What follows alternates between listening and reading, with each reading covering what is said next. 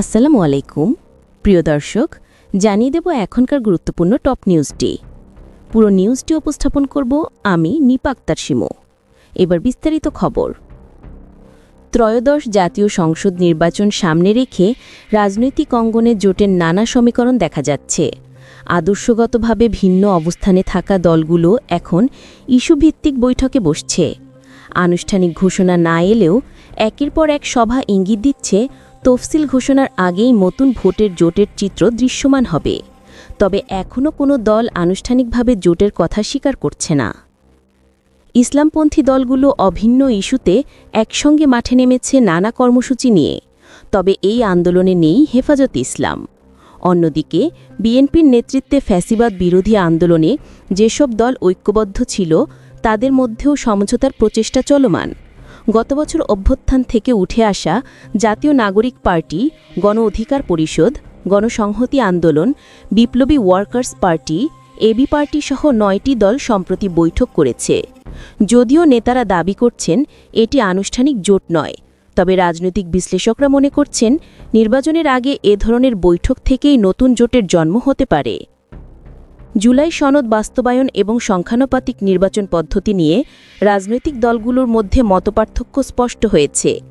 জামায়াত সহ ইসলামী দলগুলো পিআর পদ্ধতির পক্ষে অনড়। অন্যদিকে এনসিপি ও আরও কিছু দল জুলাই সনদ বাস্তবায়নের জন্য সংবিধান সংশোধন বা গণপরিষদ নির্বাচনের দাবি তুলছে। ফলে দলগুলো এক এক দিকে টানছে। বিএনপি আবার পিআর পদ্ধতির বিপক্ষে অবস্থান নিয়েছে, যা রাজনীতিতে আরও বিভাজন তৈরি করছে। বিপ্লবী ওয়ার্কার্স পার্টির সাধারণ সম্পাদক সাইফুল হক জানিয়েছেন, বৈঠকের মূল লক্ষ্য ছিল জুলাই সনদ নিয়ে ভিন্ন মতগুলো একত্রিত করার চেষ্টা, কোনো জোট করার জন্য নয়।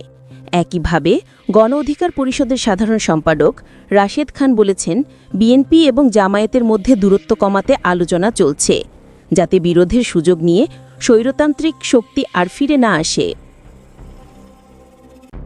এদিকে ইসলামী দলগুলো যুগপথ আন্দোলনে থাকলেও হেফাজতে ইসলাম নিরাপদ দূরত্ব বজায় রেখেছে। যদিও তারা নিবন্ধিত রাজনৈতিক দল নয়, তবে অতীতের অভিজ্ঞতায় তাদের প্রভাবশালী ভূমিকা দেখা গেছে। আদর্শগত বিরোধের কারণে হেফাজত জামায়াতের সঙ্গে নেই, তবে ধারণা করা হচ্ছে আগামী নির্বাচনে তারা বিএনপির সঙ্গে থাকতে পারে। রাজনৈতিক বিশ্লেষকরা বলছেন, ভোটের আগে জোটের সমীকরণ নতুন কিছু নয়।